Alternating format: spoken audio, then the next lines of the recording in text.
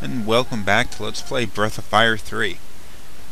If you'll forgive me, I have a little bit of a technical difficulty while I'm making this episode. My headset with the microphone attached to it is starting to give me problems. I hear a lot of feedback at times during this episode, so let's try to ignore it. Now, what we are doing here is we're trying to get through this area, this region here, with these tidal caves and everything, in order to get to the other side, where there is a village called Cliffs or something like that, where there are a lot of outcast people live. The reason why we're trying to get there is because a guardian, a guy like Garr, is there. His name is Gaist. He's a bit of an outcast himself. Whether he chose to be an outcast or not, I don't know. But he's outside of normal civilization. We have to go and find him because Garr had a little bit of difficulty trying to get in contact with his god that he was praying to back at Angel Tower. Unfortunately, this episode is going to involve a lot of wandering about because, to be honest, this area the game is a little bit of a pain in the ass. You have to wait for the tide to change in order to get through the area because at times it becomes impassable. Now you see the tide is going down, and you're going to have to wait for that. Now ideally you want the tide to be down, because as the tide is down you have the access to most of the area. In fact, the tide being down is actually what you're going to need to do in order to get through this area. But sadly, the tide is going to go back up before we have a chance to make our way through, and we're going to be stuck here for a little while. Now, it's not necessarily a bad thing. Well, it is kind of a bad thing. But on the good side of it, it gives us an opportunity to wander through the caves a little bit, search the area, and grab a couple of the treasure chests that are located here. On the downside, it's going to make for a bit of a long episode because we're going to have to spend a lot of time wandering through these damn caves. I can't say that I'm fond of that, but we'll do it anyway.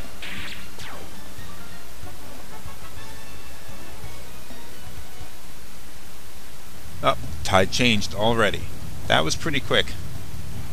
Sadly, the tide is now up, and it's going to stay that way for a while.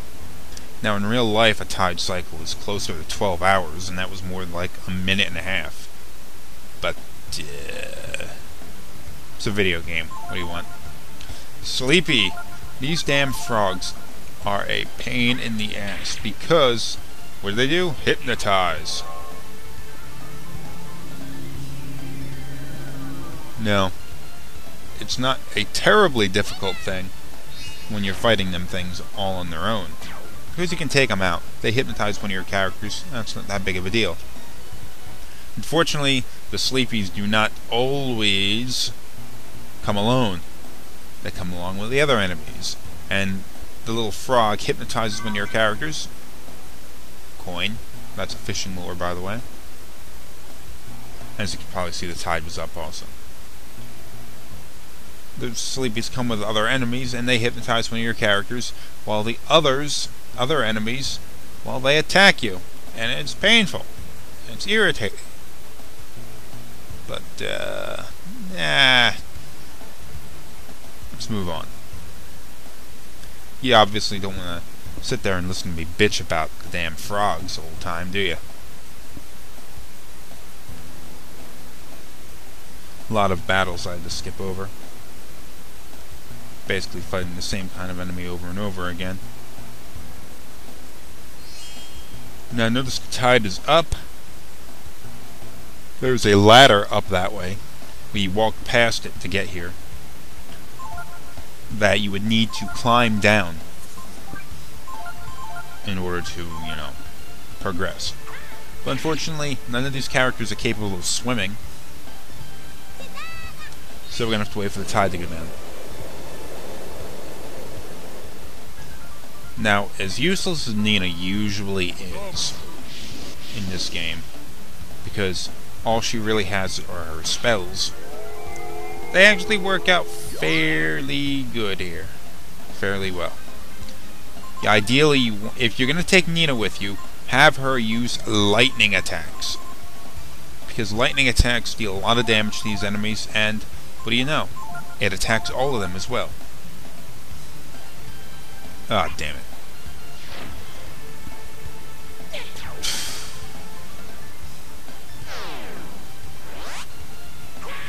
Well, you're just gonna have to take my word for it that lightning attacks are what does the trick.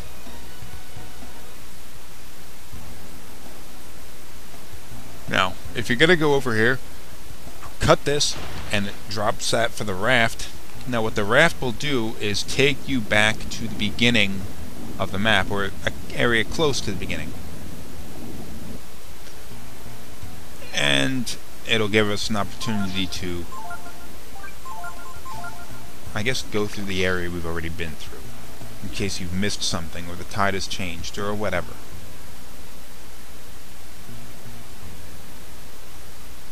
Now, I'm going to do it only because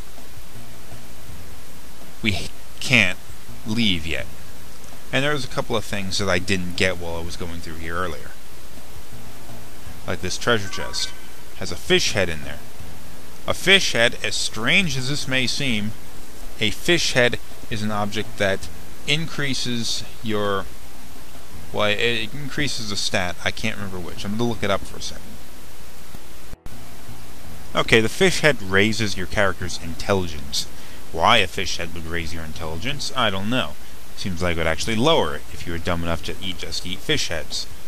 But anyway, that's what it does.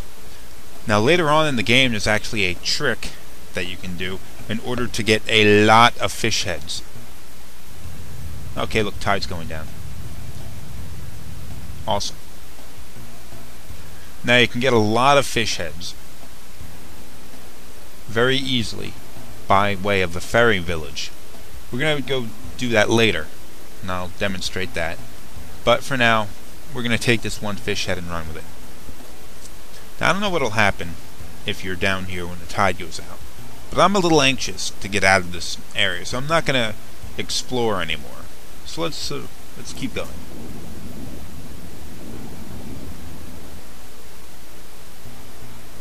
Yeah, this is exploring. No more exploring. Turn around and leave.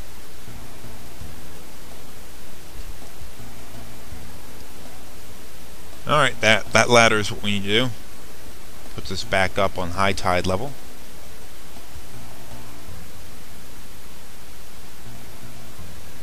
And another fight. And that's the end. I think. No, it's not the end. Oh, look! A dragon gene. Gross gene. I believe that increases special abilities or something like that. Not something that I use a lot. Okay, we've made it past. Now we can move up to camp, I guess. See what all the characters have to say.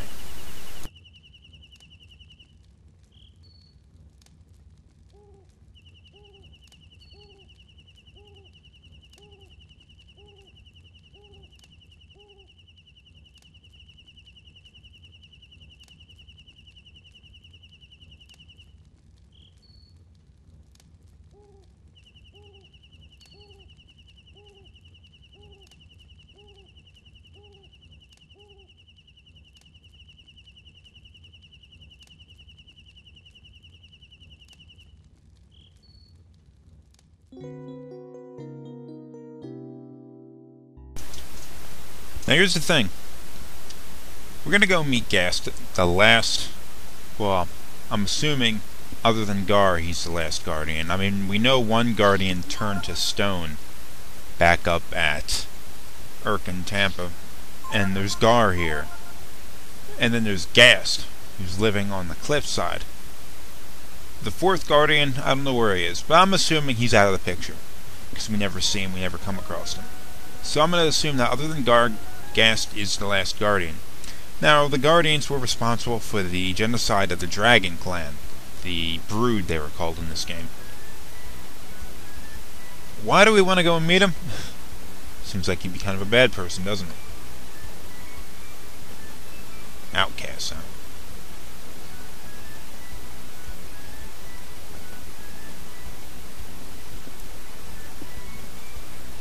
Even Garr said while in camp that Gaist was very good at killing dragons.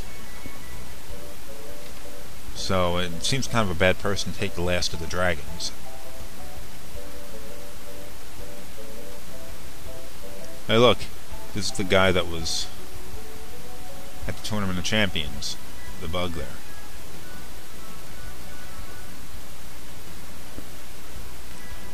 What a group of horrible people. I guess a lot of them are just down on their luck, but it certainly seems like some of them are, say, undesirable people. Thieves and crap.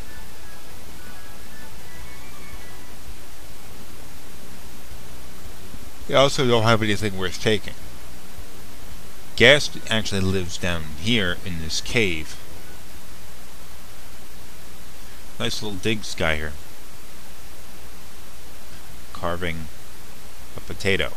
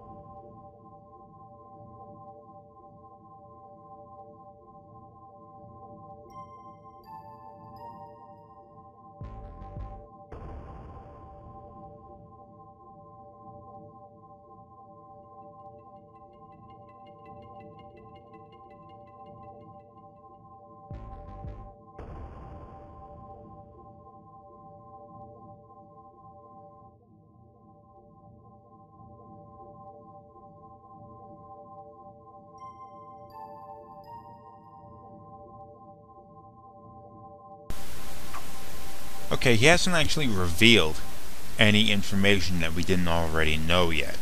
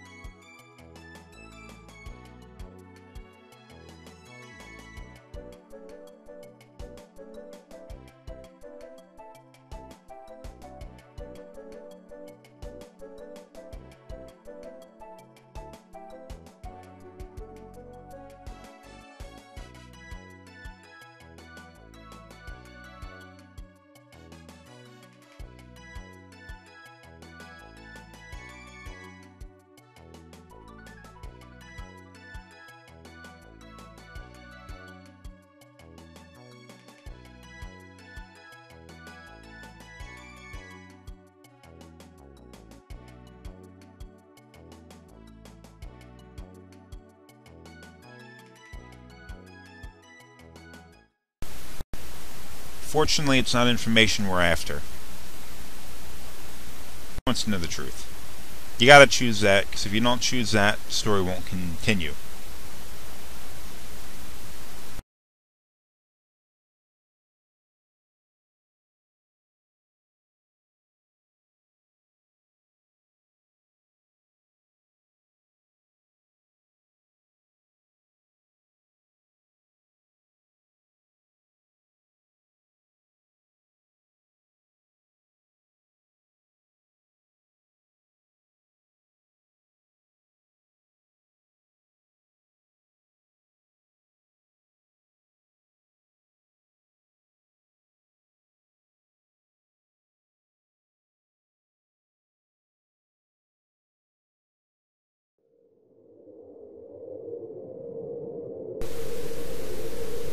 Nice little light show you have going on there. What the hell? He was a little guy before. Okay, this is just a normal kind of boss fight. There's the big guy in the back and the two torches on the other side of Ryu. I would actually recommend taking the torches out first before trying to fight Gaist, whatever the hell his name is. And avoid using a lot of buff spells like Protect that I just did, because he will remove all the auxiliary magics. The torches, also the reason why I take them out first is because they will heal Gaist by casting fire on him. He is also going to cast the occasional fire spell on Ryu. So if you still have the asbestos armor, I'd recommend using it. Look at this Corona spell. It's usually a fairly damaging spell, but in this case it would have healed Ryu. Unfortunately, them damn torches are going to make things really difficult. Good thing about the torches, though, they do not take a lot of damage. Now, strategy that I used to use would be to turn into the Behemoth Dragon and use the spell Blitz. That would take out both torches at the same time and provide a fair amount of damage to Gaist in the front there. I'm not going to do that this time. It's not quite sporting enough. Howling, this spell, as always, will confuse your character, which all it really does in this case is prevent you from controlling Ryu. You can't, because there are no other party members for you to accidentally attack.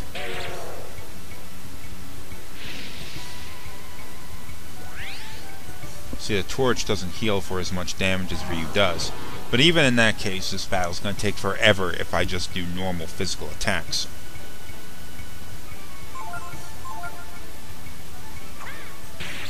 And both torches are... oh, jeez. Thought that would have taken the torch down.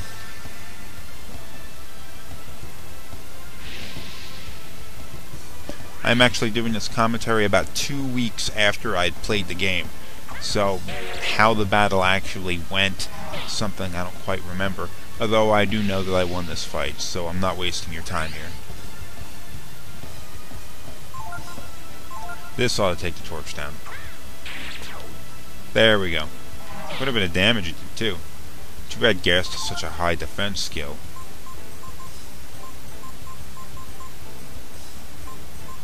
What was I doing here?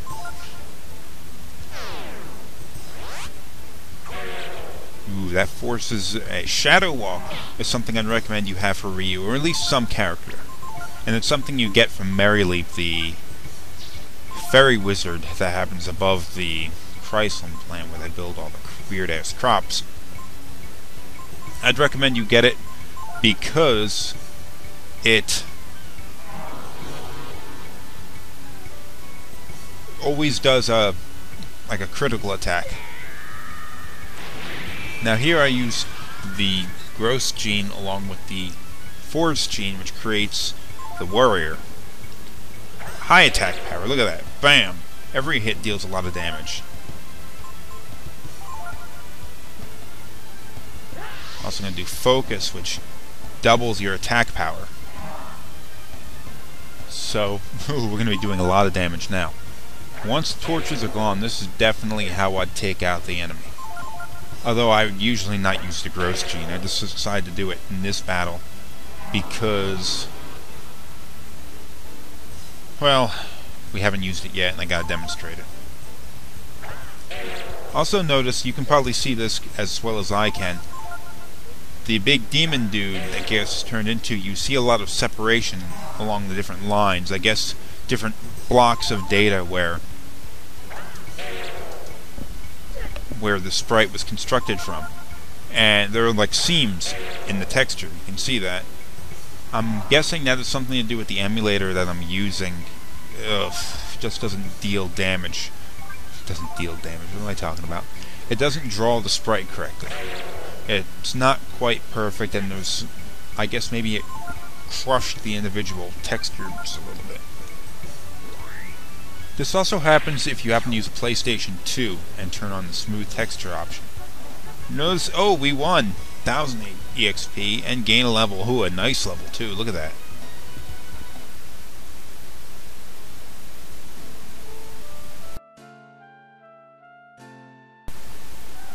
You never stood a chance, you creepy blue bastard.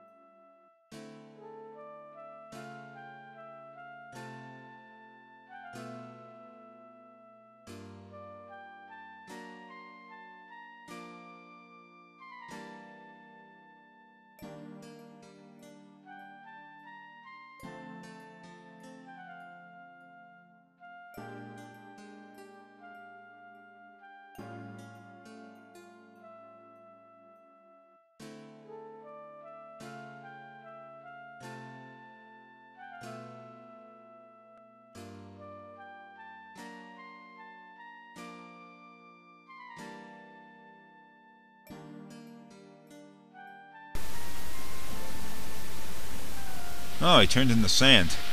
Well, that's kind of convenient. It's like self-burying, I think. Then again, who's going to clean that up? It's kind of creepy, sweeping him up and destroying him at the door.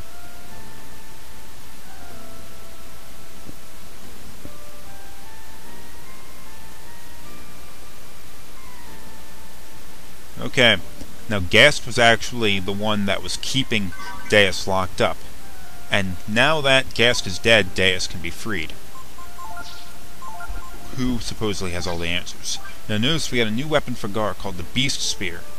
But notice it is extremely heavy. It lowers your agility by a large amount. And that's... oh crap load, it'll turn Garr into a slow character, although he'll have an extremely high attack power.